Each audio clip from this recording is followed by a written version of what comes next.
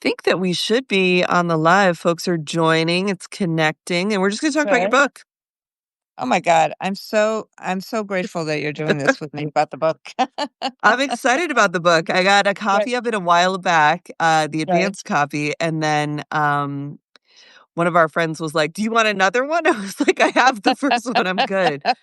But I'm glad to be with you today because I feel like there's so much going crazy in the world and, Nuts. you sit in a place of power where we still have some power and where we can maybe do some stuff about the horribleness. So, for folks just joining, this is Randi Weingarten, and you are the president of the American Federation for Teachers. Correct. And there is a fella in the White House taking pictures just the other day who said, "We're putting together a task force to disband the teacher unions. Who wants to join?" Oh yeah. Yeah. As if the Corey teachers' jobs wasn't DeAngelis. hard enough. Yeah. Exactly. The guy who got I mean, I don't understand these people. They instead of actually helping us and supporting us, they get a lot of money to try to undermine not only us, but to undermine what teachers do every single day. I know. I He is so weird. He's a weird This guy. guy, Corey, he's so weird. He stalks me. So Does there he? was 4,000. There was one year, I think, he tweeted at me 4,000 times. That's And when obsessive. he and when my book was announced, so look at this title, look at Yep. the pagination. So the book is announced, and I put it on my Facebook page. The book's Hmm. announced a couple months ago. He does a comment in my Facebook page because he has a book that also has it's not so unusual to have blue writing and Yeah. red writing Right. on a white base cover on a book. So he No. says, "See? She copied me. She He accused you of plagiarism. She copied me." Oh my He gosh. sends me a copy of his book. He puts in his forward that he has to thank or his acknowledgments. He has to thank Randy Weingarten because I am singly helping him destroy public education or words to that effect. So when I saw that from the White House from this guy, I'm like, why is he stalking me? Like, why doesn't He's he so have better obsessed. things to do? Why is he so obsessed? And it's He doesn't have your crazy. swag, that's why. You gotta tell him, "Look, I'm a lesbian, I'm in a committed relationship. I Right, cannot right. be doing with you this with you, fella. Stop Yeah, calling me. exactly, exactly. A lesbian, committed relationship, married to a rabbi. It's like, please give me a break, not Leave you. me alone." Leave me alone. Exactly. So tell folks about the book.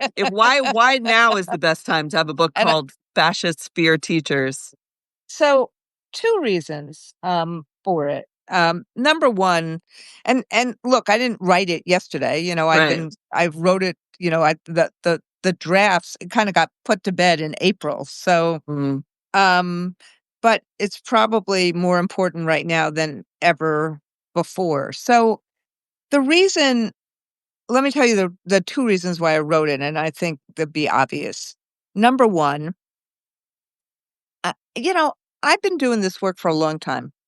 And there's a lot of times that people are like, public schools need to do this, they need to do this. And they're not people are not wrong. We have an obligation to all kids in America. Mhm. That's in some ways one of the good things about the promise of public education.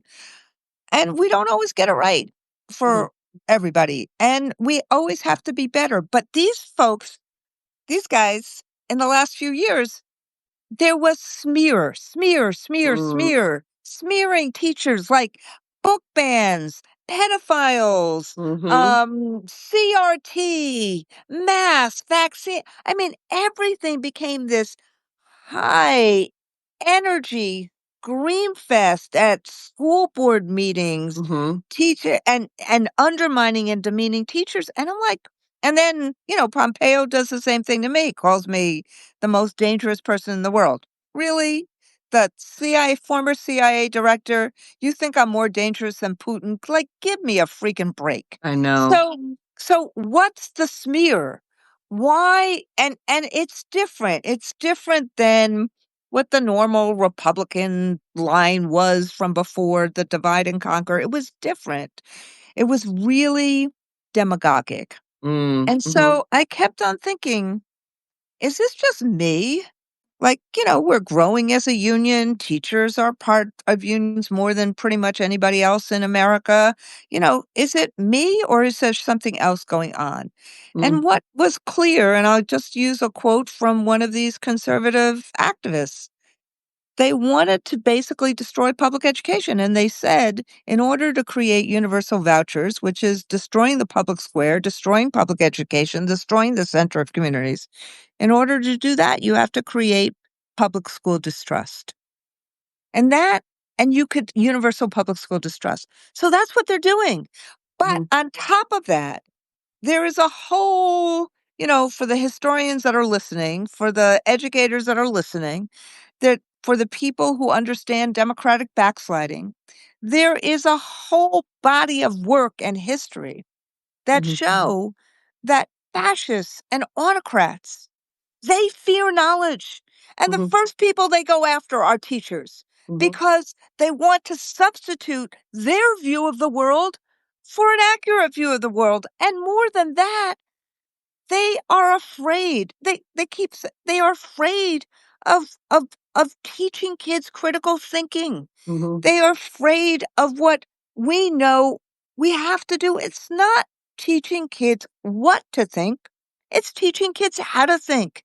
right. And so critical thinking, something that the founder said was so important initially, creating a safe and welcoming environment, something that fascists really fear, Mhm, building opportunity for all.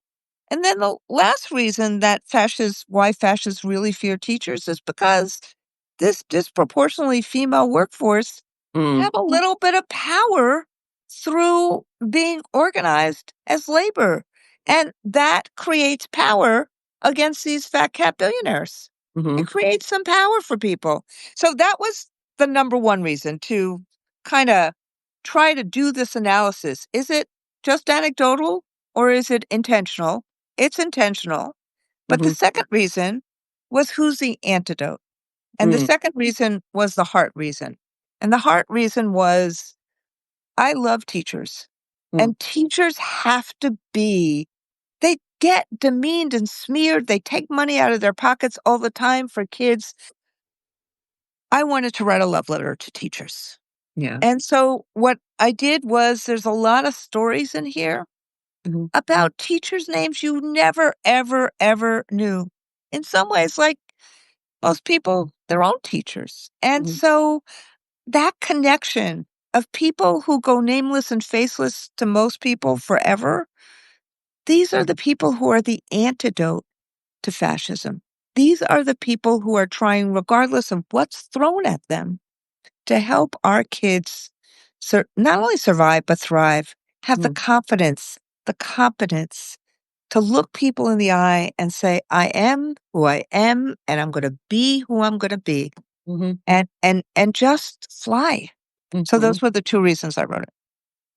What do you think is behind, so many people in the Trump administration are Ivy League educated, right? Like I think of Pete Hegseth in particular, Yeah. Princeton graduate who comes out and says college is a scam. Nobody should go to college. Or even JD Vance, right? Yale graduate is like, no, college is trash. What do you think is the goal of this anti-intellectualism coming from people who benefited from the opportunity to achieve the highest levels of education?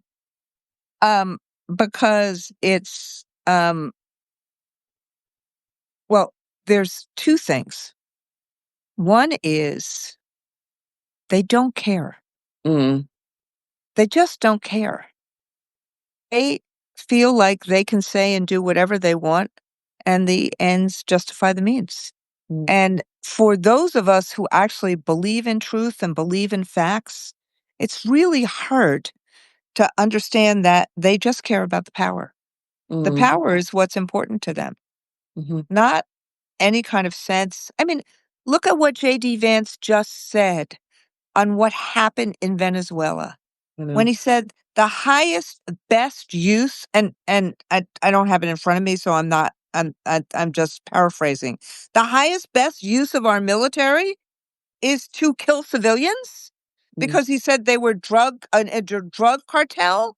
mm, And we find out later that this boat was turning back and that people knew that. And then when he gets challenged by someone who says, "What about due process? mm, What about the rules of war? What mm, you are talking about is a war crime." And mhm. he says, "I don't give a shit," or words to that effect. Yeah. So when And this so is a former Marine too. I mean, this this is is a like what former blows my mind. it's a former so the norms, the virtues, the values, Mhm. they don't believe in it. And so here, when I say fear of knowledge, it's like they went up that ladder of opportunity. Think about DeSantis too. Mm, They went up it, but they've decided that they can pull it away from other people's children. mhm, And again, it's the fear of knowledge. mhm. It's the fear of a society that can actually question authority. It is a thirst and a lust for power. Mhm. That, and we're not used to that in America because, frankly, just like we don't really teach about autocracy or fascism or any of Right. these things in America because we don't believe in it. We don't believe it exists. That's Mhm. other countries. We believe in our story of the rebels who went after, King George and Right. our revolution. And then we had our Constitution, and the arc of history always bent towards justice. That's the story. Look, that's the story as a civics teacher we tell all the time. That's our Mhm. story. Mhm. So we don't understand many times what just power is. Yeah. And these people, look, think about Peter Thiel, who is his, JD Vance is one of his mentors or friends. Mhm, and He doesn't believe financiers. in Mhm. financiers. He doesn't believe in democracy. They want a surveillance state so they don't have to have it. This is their theology. So if they sully higher education so that others are not critical thinkers and problem solvers, that's what autocrats do. Mhm. I always think about, like, generationally when I was a kid growing up, history and civics was, like, obviously my favorite, like, government was my favorite, no surprise there. But I would come home and, like, you're trying to get your parents or your grandparents to help you with your homework, and you get to the chapters on kings or monarchs or the American Revolution, and my grandma was from our family's from Albania, and I'd be like, "Grandma, what was Albania like?" She's like, "Don't even ask. We live in the greatest country in the world. Why would you wanna know about that? It was fascists. The Italians came in, they ruined everything, and I barely got out type thing. My father had to, like, do all." And the story, and then you didn't even wanna ask about what a fascist was because it was so deeply upsetting to, like, my grandparents and a lot of people's grandparents who escaped fascism, to come to the United States. So how do you think teachers can kind of fill those gaps for folks, and I'm talking about adult learners, because there's the stuff that teachers have to do. You have to stick to your curriculum for school. You gotta deal with the parents and Right. everything. But I'm seeing so many teacher content creators who are educating adults who have this gap because either your grandparents did not wanna talk about the old country, they didn't wanna deal with that, or we didn't think that we would have to learn about it because we had sort of gotten lazy with how great our democracy was because Right. that's what was sold to us. So for, like, teacher content creators who are out there trying to fill the gap for people on, like, what these systems of government are like, what's some, like, advice you have for them? So one of the things, and this may seem an odd an odd way of answering your question, but I've just seen some people in healthcare Mm, start talking to grandparents mm, about what it was like when polio when there was so much polio in the United States. mm, I mean, I saw it with one of my cousins. mhm, Um, what what happened? The iron lungs, mm, what the devastation to families. And I think and there's a bunch of people are starting to say, let our grandparents um, start telling the stories of what happened when we had polio mm, and why the vaccines were so important in terms of of changing that. I think that finding a way, which is what you're saying about, in some ways, about government, finding a way for our ancestors, for our grandparents, for our parents to start telling us stories of what happened when, that they Mm, feel safe enough to tell those stories. I think that then starts creating a trust connection that people can hear, because there is something, and this is true in terms of adult learners too, not mm, just kids. It is not what is said, it's what's heard and what's felt. And I mm, think we have to create a way, we have to give a permission structure for people to tell stories without it feeling judgmental, mm, so that people can hear it. mm, Because too often, particularly with social media, everything, we go fight or flight, we go to our tribes, we go to our different sides in the boxing ring, and we're into a fight. And mhm, so I think with adult learners, I mean, part of what I'm doing here in this book is, by talking about fascistic behavior as opposed to labeling anybody a fascist, I'm mm, really trying to have people recognize what the us versus them means, mm, what the love of a strong man means. And I do think that that then, if people feel safe enough to talk about it, then people start talking about what it was in the old country, mm, or then people generationally can listen to it. But a lot of people, I mean, I saw it, I rue the day. Like I rarely asked my grandparents questions about what it was like in mm, Ukraine. Like I mm, and we had set up my wife and I had set up a trip. I mean, I've been to Kyiv and to Lvov since the Ukrainian war, since the Russian war against Ukraine started. But we had set up a trip to go to Kamnitz-Podolsk so mm, that I could see where my grandfather went to high school, if mhm, it was still around, where I could, try to get and track some of the origin story, but they're not around anymore to tell right, me. And so it's just a matter of, adult learners are different than young learners, and mm, we have to make it relevant to them. And I was kind of, remember right at the tail end of the 2024 election, two of the generals that worked for Donald Trump, you know, called him a fascist. mm. And instead of people listening, they thought it was political. So if you don't create a way that people see information through the lens of their own want, aspiration, needs, if they just see it as political, they're going to dismiss it. You are a living example of once a teacher, always a teacher, because in the way that you were saying, I don't call people a fascist. I just point out the things they do that are fascistic. And I have had teachers who are like, you're not bad. Sometimes the things you do are bad. It's like You the way never that you make the correct person behavior, bad. keep them involved. Okay, so we don't Exactly. want to read. Why don't we want to read? Can we find something more Exactly. interesting to you to read? It's not that you can't read, it's that you refuse to. And look how many hearts you are now getting for I all of did, this. yes. We all have that teacher, that one that sticks out to us. For me, it's Mrs. Sullivan from 2nd grade. I remember very vividly graduating 2nd grade, leaving her class, giving her a hug on the way out, and she looked at me and she goes, "I truly hope you do good. I really think you can." And I was like, "Okay." And But, like, look, talk about a woman who you worked with have. me. Talk about a woman Well, who worked with me. Like, if she's out there somewhere, Mrs. Sullivan, you really made a big difference for me. And we all have that teacher, right, who we really all saw have us that when teacher. we didn't even know we needed to be seen, right? Who could just keep us going on how things Exactly. went.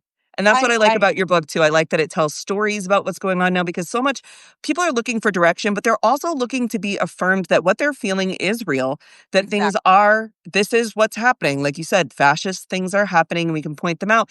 And it doesn't have to be a slur to call somebody a fascist, the way that the right is like, oh, that's like a slur to call me a fascist. It's like, okay, but the system of government that you are subscribing to is fascism. Like if you were to line up all of your values, it wouldn't spell democracy. It would spell Yeah. something I different. mean, And so if you don't like that, maybe we can work on bringing you back to the one you want to be called. exactly. And exactly right. I mean, think about, if people don't even know the definition of it. And I Yeah. do love that Tim Snyder, I love his definition of saying we can't really have an academic definition of fascism because the fear and rage is antithetical to Right. education or to definition, but it is creating us versus them, the rage, the fear. So the only person you trust is the strong man, as Right. Ruth Ben-Ghiat has said, as the only, but it is also in this dehumanization. Mhm. So it's not just degradation. It's not just calling somebody names. Mhm. It's not just demonizing. It's dehumanizing Mhm. so that Mhm. people become like nothing, like Mhm. they become specks. And I often use the example when somebody says, "Well, what do you mean?" And I try not to use examples from current day Mhm. so that it is less charged. So I Mhm. use the example of what Hitler did to Austrian Jews. You Mhm. saw them on the sidewalk, Mhm. cleaning on their knees, Mhm. cleaning sidewalks. Mhm. How much more dehumanizing can that be if you're not, where you are cleaning a sidewalk with regular soap and water because Mhm. people want to see you as not human? Mhm. They wanna feel above you Exactly. physically tower over you in a Physically specific tower way. over you Yeah. in a specific way, where they were wearing I mean, pictures, there's still pictures from the Holocaust where they're wearing their suits, Mm. cleaning the streets with Mhm. that yellow, um, Jewish star. Right. I mean, that's the dehumanization, so you don't even think about what Hegseth says about people. Think about what Mhm. Holman says about people, immigrants, Mm. when they call people such derogatory Illegal, alien, names, vermin. Yeah. illegal vermin, all of that. When they call their adversaries people they don't like, such derogatory, dehumanizing names. Mhm. That is a fascistic behavior. Mhm. Who do you think is putting the idea that Franco was cool in the kids' minds? Because the thing that I see a lot of now with young people is Franco lover. There's a whole different group of people who are like, "Well, Franco had a really good idea." Do you think it's because we don't learn about him enough, other than like a couple lines from the musical Evita, where I learned all of my history about Or Franco in Spain? Perón. Yeah, Yeah, and Perón. Perón. I mean, look how they washed that up. That Yeah, looks great from the musical or perspective. or Orban. Or Uh, Orban. so I don't think we do a I mean, there you can get me on this jag for hours. We don't do a good enough job in terms of civic education, of teaching about any of these world leaders, Mm, mhm. and, we don't, I mean, what do we do? And part of it, and said as an AP Gov teacher, Yep. and said as somebody who would like, kids to spend their entire day in social studies because, I love that topic. I love government. I love all this. But we don't do a good job in two respects. One, we spend because the accountability systems are always about English and math. Right. Those are the things that matter. They And so test those, yeah. as kids grow up, we're not spending the time thinking about history or world history or what our role is it in them. We don't have, basically survey courses about, your favorite dictators. We don't do any of that stuff. Um, but secondly, the way in which we teach is kind of paper pencil. It's kind Mm, of, you're in a class, you learn facts, sometimes there's a conversation, mhm, but we don't do really project-based instruction in a way then kids can share with each other. mm, And some of the reason is because it's, teachers are, I mean, take today if people have said things that the right wing think is not perfectly appropriate about Charlie Kirk's assassination, and mhm, let me be clear, political violence is vile, never to be condoned, always to be condemned. I mean, It you know, only begets more violence. it It only helps no begets one. more It's violence, scary for everyone. scary for everyone. There should be no buts, ands, whatever, period. Yes. So somebody says something different than that, and all of a sudden you see that person being skewered. Mm. It's a lot of teachers think twice and three times before they actually answer a question that a student might have about Franco. Right. They may not know themselves. Mhm. And so what you'll see is you start seeing TikTok favorites. So Mm. where's this coming from? Could be coming from China. It could Mhm. be coming from North Korea. It could Right. be coming from Russia.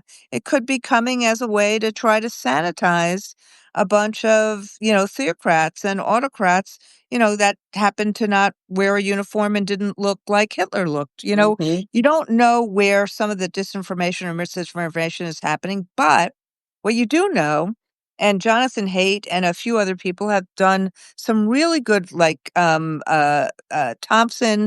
and Haidt have done some really good research on the corrosive effects of social media. And look, TikTok is an addiction. As a Instagram person is who an makes my addiction. living on it, I am also very concerned Yeah. about it, I and mean, increasingly more so, yeah. certainly. And I don't mean it in a derogatory way. It's just that it is, you know, influencers have a different role in life. Mhm. But if you're if you just think that 20 seconds on a TikTok video is gonna give you knowledge about something, and it's not a taste, but it's the end, then Mhm. all of a sudden, that kind of that's gonna spread like wildfire. And so the real question becomes, what do we do about it?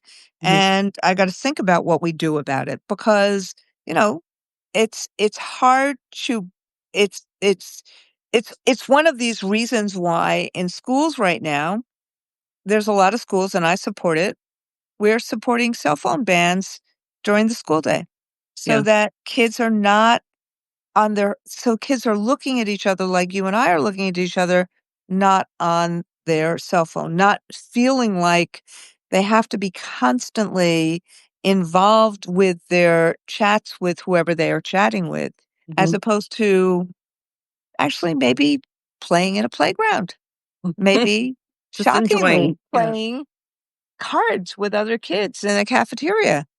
Actually, somebody said to me today, you know, kids are actually passing notes to each other again. I'm like, Ooh, "Oh, great." They're that like, was my "Well, favorite. I was a note there's no passer. cell phones." I'm like, "Oh, that's so cool." I was a note passer, and I'm glad to hear it's back. I hope they're folding them into the little footballs again. Although my mom used to have a saying, she'd be like, write it in a note, see it on a billboard. The second you write something shitty to one of your friends, you know their mom's going to call me and tell me all about it. And she Yeah. was right. So I'm careful about my notes, but I do love notes. You know what else I miss? And I wish that there was more of debate has become content, like the practice of Oh my debate god, as an yeah. academic exercise. Boy, was that my favorite. I look forward to that AP history, right? You would like graduate into like Oh my being god, I allowed to wish you were debate. in my AP history class. Oh, man, I I wish.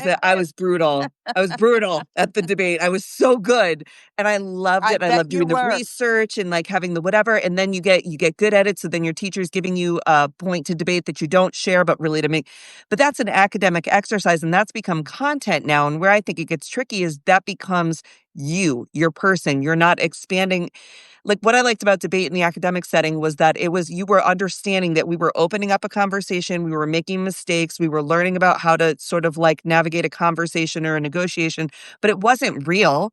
It wasn't meant to, like, build a Exactly right. cult, it was meant to close when we were done with that activity and then assess what that activity taught us, and now I worry about debate culture on social media is stuff like where people are just on live stream all day saying, "Trump sucks, debate me," or "Trans people aren't people, debate me." And it's like, these are not this is complete bastardization of the actual enriching activity that academic debate can be.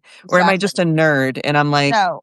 No, you are not just a nerd, and frankly, this is the concern I have too, which is, we have even even in real life. I mean, what debate did is it teaches you to see all sides of an issue Right, and and to and listen. Mhm. and to listen and to learn and to and I mean, God only knows if I was teaching right now if I could still do it, but, I know. I've gone back to my teaching materials. I taught in the 1990s. I'm still actually on leave from my teaching job at Clara Barton High School in Brooklyn, New York. I'm unpaid leave, obviously, but I'm still on leave because I'm thinking maybe I'll go back one day. But what it did is and my favorite, even though I thought it was a moral dilemma, my favorite debate question in class was, should we or shouldn't we have, bombed Hiroshima and Nagasaki? Mhm. Mhm. And, I think morally, there's only one right answer, Mhm. but given that we did it, I think it's an important question to debate and people can hopefully see both sides. And I used to really look forward to that class because I wanted to see what kids would say. And the way in which I I I divided kids in a side is just 1, 2, 1, 2. So Mhm. people didn't even get to decide what side they were debating. Mhm. And yeah, it's really hard if you're taking the side that you don't believe in. Right. But what it does is, again, it helps you learn how to think, Mhm. not and not just what to think, but how to think. And that's part of our obligation to teach context, to Mm. see beyond the edges, to see around the curve, Mhm. and to see shades of gray. Mhm. And that's what debate was supposed to be, not, this is my side, this is your side, and it's fight or flight. And if I disagree with somebody, you are now my mortal enemy forever. Mhm. And that what We I say during the debate is to be clipped and posted on social media for millions of people to be, ascribed to who I am as a person, like, Right, I don't know exactly. that that's a healthy, good, It is digital not. footprint to have. It is not, but we also go back to and, I think influencers are really important in life. I love this new form of media. I Mhm. love Substack. And Substack's a good one, I like it too, yeah. it's a really good one, and it is a really interesting way. It's a great way to, create a presence. And, as somebody who was not a digital native, it's intriguing and interesting to me to learn all of these new modalities. Mhm. But by not having in social media, by having this broad indemnification of social media companies, of big tech companies, what then happens is that they have abdicated all responsibility for when somebody puts a clip on something that is just totally, Like what we saw wrong. yesterday. That should have Exactly never right. been as accessible as it was, and they can't keep up with that kind of moderation. Yeah. And watching in this new administration and watching Musk take over Twitter and get rid of all the moderation, and then watching, Zuckerberg in Facebook and getting rid of all of that. So legacy media still has all of that. And we need to be able to call balls and strikes Mhm. because I mean, there is a set of truth that you can have your own opinions. I mean, I know Mhm. this is so quaint. You can have your own opinions about a whole lot of things, but sometimes the sun comes up in the morning Right. and it basically sunsets in the evening. And to pretend that that doesn't happen is how we're taking on science. Look at what the I Surgeon know. General of Florida did. I mean, oh, there's no science. Really? Like, so this is this whole notion of facts are no longer facts. Disinformation and misinformation are as important as information. It's very, very dangerous. And if we don't teach kids to critically think and to basically understand, have a basic understanding of how to think and how to problem solve and how to act in a diverse, complicated world. What are we doing? What a boring, boring world it would be if we were to lose our curiosity and our, education and even imagination. Like I have a 3-year-old who's almost 4-year-old niece, and we teach her to calm down using her imagination, right? Like really think, develop. I heard that people don't have a voice inside their head, and I was like, that's so dangerous. You don't think inside your head and like hear yourself, or a lot of folks are like, I was in this argument the other day about if audiobooks are books, and I'm like, they are books. That's a book. It's a reading a book. It's a different way of Way of reading. receiving Yeah. it, but it's a book.